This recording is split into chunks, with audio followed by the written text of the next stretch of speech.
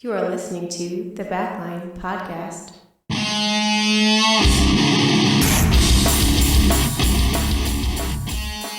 I'm Trey, This is Tristan. and you're listening to the Backline podcast. Thanks for tuning in, everybody. We're going to continue on with our discography series. So first, we took you down the path of the initiation of My 134 and started you with the demos that are no longer available. The untitled demos. Untitled demos. But now we're going to take you to our second release, our sophomore release. I still call it our first release because I don't consider the demos anything. That's fair. But the title of the entire album is called Sinner. Mm-hmm. Was our only album ever released to date. Was our most expensive. Yep. And it's probably our least representative album of what we are now. Yeah. But that's how evolution goes with bands. Right. So it was our only full-length album. There's only one song on it with bass, because that was when we were still trying to find our sound, and we actually just lost our temp, Thou Who Shall Not Be Named bass player prior to that. Yeah. So, yeah, it was kind of an album of discovery, immaturity, and doing things the wrong way. A lot of learning in that. Yeah. So much, and it came at such a cost. Especially learning with that many songs was just expensive and time consuming, really. I don't know how many days we were even in the studio in total, but man, it was, weekends. yeah, it was a lot of time. We were lucky to have like a gracious, not only sound engineer, but the studio to be able to hold on to those files and kind of let us bang through them as we go. Because that's not always easy for them to kind of jump back into those projects. So, but no, how many songs were on that album again? It was 9. Was it 9? Yeah, that was a lot of 9 that were on there, and probably 3 that should have been. So yeah. that's how I tell people. No, it was a like, I don't know where you want to start with it if you want to sort of run through the songs, but it was just a lot of learning, really. Well, it was a product of, having freedom, because when we did our demos, we were trying to cater to the local population and their music It was taste. Similar to the covers we were playing. Yeah, so we were very cautious of stepping outside the box. Yeah. And it felt like when we lost A, Thou Who Shall Not Be Named, the bass player, and B, when we decided, you know what, we're going to do what we want to do. Right. It turned into this overflow of songs, and we were still really new at it. So anything that sounded decent, we're like, oh, we got to write it and throw it on there. And it is such an up and down album just because of the fact of just a lot of style, a lot of variety. Yeah, it was a lot of half-baked riffs turned into songs, I want to say. Yeah. But there were a lot of good songs on there. Like, it was definitely still immature in its tooth, but it was, I don't know. It was like, we have people who come back to that album. They're like, that's my favorite album. You know? We got family members. I mean, they're biased as is, but we got ones who say that that's still their favorite songs are off of Sinner. Right. And I can't even, I want to throw up when I hear that, but because we actually don't play anything live off of Sinner. There's only maybe one. Yeah. And other than that, I know, like, personally, I was a really immature drummer at the time. That is really well reflected in a lot of those songs. I want to say Sinner more than any of the other ones. You can really hear the immaturity in my drumming, specifically because it's not me drumming. It's a lot of program drums. I was not very good at playing on the metronome at the time, or playing on time rather, and a lot of my fills and like spots were just faster in between spots here and there. There were times when I was on time, but there were times when I was not. but that was a whole. Oh yeah, you want to talk about drums? Talking about my vocals, like, you can tell I'm not confident in my singing. Right. I was totally, 16, totally. Voice wasn't developed. Yeah. But again, that whole album was a product of rushing it and not being prepared. Yeah. Because we had all these songs. We're never really taught the process. We're essentially first generation musicians in our family, so we didn't really have somebody to guide us. Uncle Craig was in a band, but they did stuff totally opposite of us. Yeah. And honestly, we were young. He was probably telling us shit, and we're like, yeah, we're gonna do it this way. And we learned the hard way. I'm not going to Yeah. lie on Sinner because we spent over I don't even know what the end number was. over but- $3,000. And it's nothing that Yeah. the studio did. It was us being unprepared. Yeah, and it wasn't like a down payment of $3,000. It was No. over time. You pay it in hours, right? But Yeah, it was just but like, it was lack of practicing the songs, formatting them, and Yeah. just not knowing what to expect coming in the studio. When a band does that, we probably should have learned when we did our EP that we did the last discography on, Yeah. but we didn't because we literally told ourselves we're booking 8 hours of studio, 3 songs, whatever happens, happens. Yeah. We had the opposite of Sinner. We wanted it to make it the best it was, and it just A lot of Sinner as well was, it wasn't live tracked at all. And it was single track, yeah, click track. single track, and you piece it together like a Lego piece, right? But the issue was that there's the catch-22 for that. It means you can't play the song all in one go as is, right? That was at least for me. That's what it was. Is I couldn't. Oh, we could. It just wasn't in time. Well, right. You couldn't play to it to a click track or anything like that. And it just became a lot of struggle. Honestly, I think we hit a lot of peaks and valleys when we were doing it, but. It was, I keep saying it, but it was a huge learning process that, it's kind of like a rite of passage, right? You have to have, bad moments in the studio. I wouldn't say it was bad, but it was more just get me out of here. I'm ready to be done with this. And, but when we got it done, it was I was proud of that for a while. It was this is our album, we did it. And, it was a cool album. Yeah. Definitely alt rock. I wouldn't say it was metal or anything we do. At that time, we were pretty heavily influenced by, all the covers we were playing, Nirvana. Well, Nirvana. Metallica. Nirvana and Metallica. It wasn't by the covers we were playing, because I still don't think we were playing those at that time.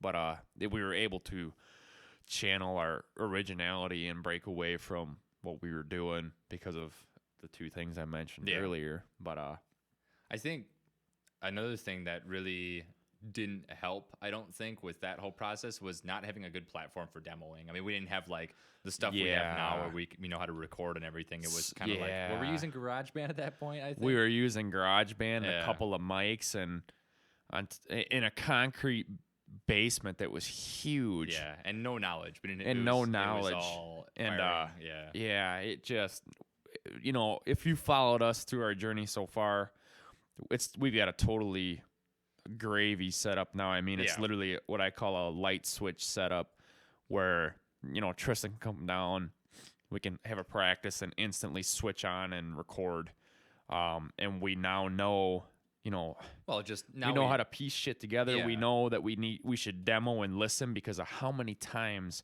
we've been in the studio and literally our engine, specifically in Sinner, our engineer looked at us and goes, "Guys, that's not working." And then you're like, what do we do? And then you try to scramble and do something. Yeah, while you're in the studio, so it's permanent. So right? it's that's my number one. And we hit on this on our Substack because we did do's and don'ts of recording. Yep. And a lot of the don'ts came from the Sinner album. Yeah. But the biggest thing I can tell a band, if I have to tell them one piece of advice before going in the studio, demo it a couple of times yourself. Listen to it, because even tonight, Tristan and I were jamming some new stuff we got coming out for you. Yep.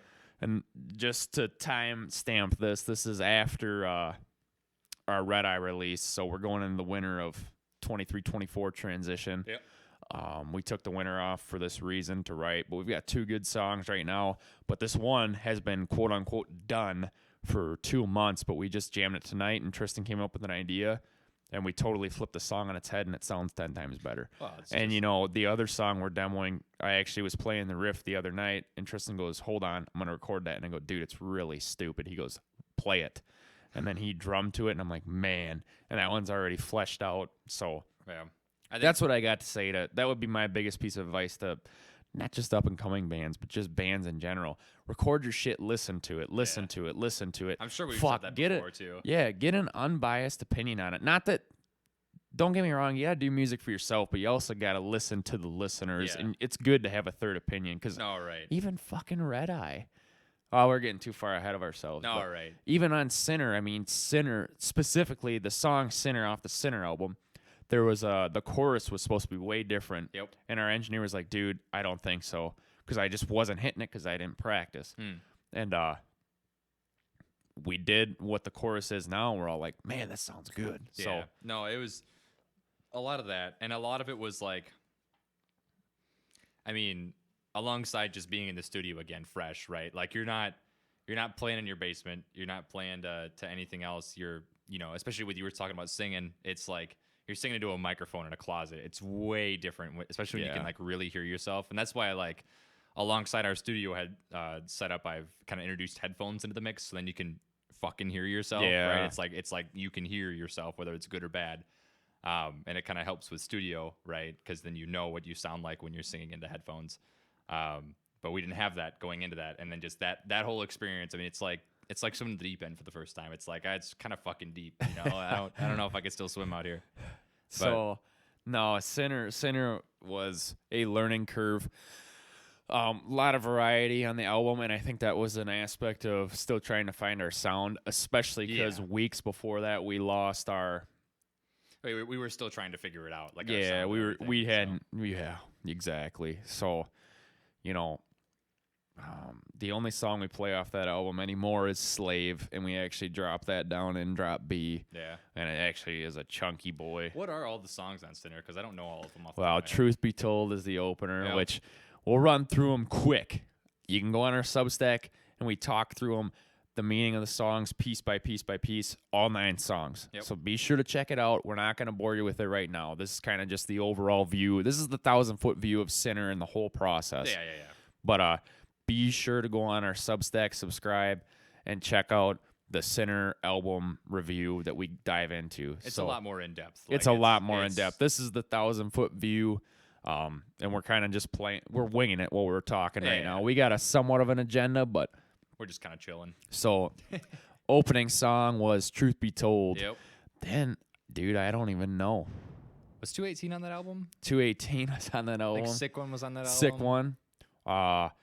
Slave Come Sinner, Down. Come Down, yep. Slave, Sinner, Shame. That was 9, wasn't it? Or is there another one in there? Something's Missing was 9. Something's Missing, yep. And then... Was Something's Missing on your other guitar? Yeah, that was... Oh, yeah. Was it the only one? In a different Your tune? Lies is on there, too. Oh, okay. So, yeah, the everything was in drop. Everything was in standard. I was going to say drop E, but that's standard. Close enough. And then Come Down was in drop D. Yep.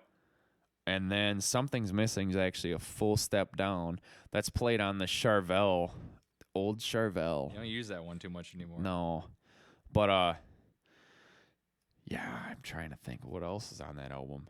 Shame, Sinner, Slave, Sick One, Truth Be Told, Come Down, 218, Your Lies, Something's Missing. Is that all? That's 9. Yeah. That's all of them. All right. Shoot. So, yeah, I think the only ones that belong on that album personally, Truth Be Told's a cool alt-rock opener. Come Down, Sinner, Slave, Sick One, Something's Missing. The rest of them. I had a friend who was really into the Foo Fighters who really likes that album. Like, that's like the demographic who would like the music that's on there. It's not a heavy album at all. It's quirky. It's definitely alt-rock. It's alt-rock. Young alt-rock at that. Like, it's very shallow in the tooth, so. But the only song on there with bass is Your Lies. And for some reason, we decided to put the bass on there. And I know when we did that, even our engineer was like, guys, do you want to do this? Because now I want bass on the whole thing. But we were sticking to our guns with losing our bass player. It was kind of stick it to the man. So Your Lies, and that's a real poppy one. If you recall our demos, that one's kind of like I Know. Yeah. It's poppy. I actually wrote Your Lies. I remember we were going to play that coffee shop in Verona that no longer is there. But it was a really cool place. We would go and do open mics, play some Unplugged, Alice in Chains, Nirvana, our own originals. And then we eventually started getting booked there. And I remember I was warming up for the show, and I wrote Your Lies, I think it was in 15 minutes before the show. It just flowed. I don't know. It's just one of those songs. We have songs like that. Your Lies flowed. I Know flowed. And then, going ahead, what was the other one that I was just about to say? Damn it. Another one, Dead Weight flowed. Yeah. But even this new one that we're in the process of flowed. Yeah. So yeah, it's cool to hit on all cylinders like that, even though Your Lies was so far away from not what we were doing at the time, but what we're doing. Right. It was like a weird step to take. Yeah. Oh, Micromanager was the other one that flowed because I wrote that in the shower. Yep. Yeah. So, yeah. Sinner's a cool album. It's cool to reflect back on.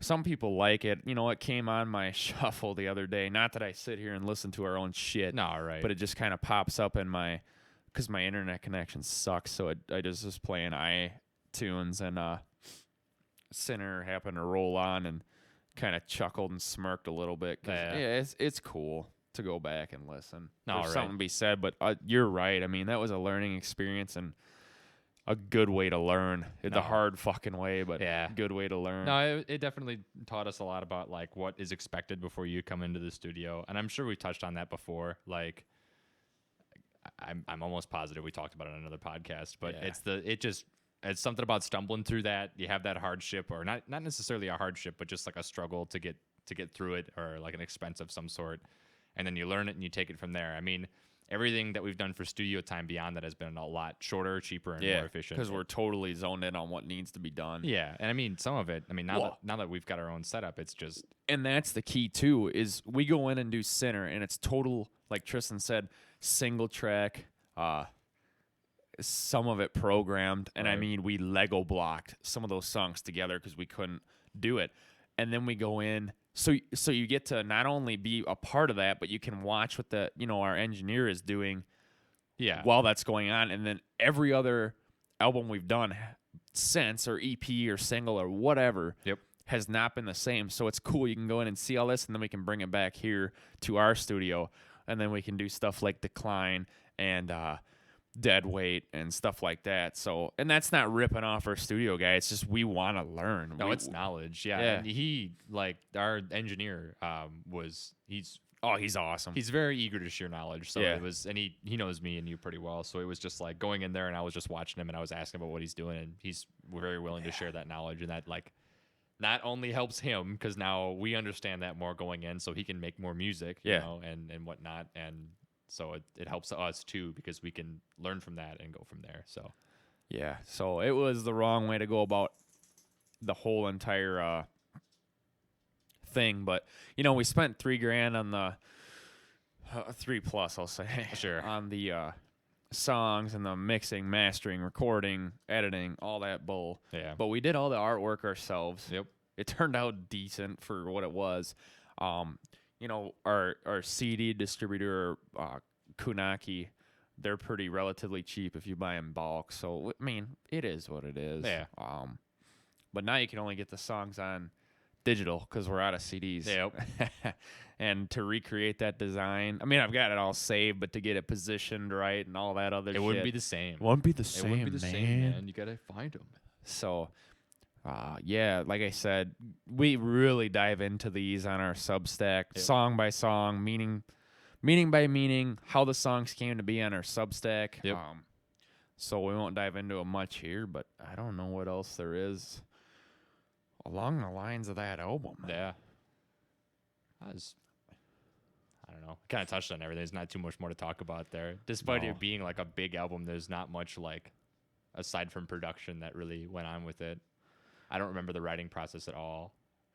Yeah, so now that you talk on that, that was back to more me just writing the songs. Yeah, then you asked me to drum. And there's a double-edged sword to that. Right. Because when you try to be the sole songwriter, and this isn't bashing on Tristan. No. It's just when you try to be the sole songwriter, sometimes you get stuck in your own head, up your own ass. And you think stuff sounds good, and then you get a drummer or a second member involved, whatever. Yeah. And it's like, this just doesn't work. It doesn't flow. It doesn't do this. So that's my second piece of advice. Is write as a band. Write as a band. Yeah. I mean, take the idea of the full song to the band and just flesh it out. See what happens. Yeah. Because I can't tell you, ever since Sinner, I've never written by myself. Ever again. I've taken these ideas to Tristan and been like, this is my idea, blah, blah, blah. Yeah. And if it doesn't flow, well, we move on. No, right. And like, I mean, we kind of both write our own music like separately as is. And like, having done that myself later, like even after, I think it was after Micromanagers when I started diving into some of my own solo. No, it was later down the line. Regardless, doing that stuff by myself, I run into the same issue. When you're playing by yourself, you can't account for all the instruments. You can't account for everything that really makes up the song. Wow. You're just kind of sitting there coming up with ideas, which is fine. But writing a song that way, sometimes they just end up.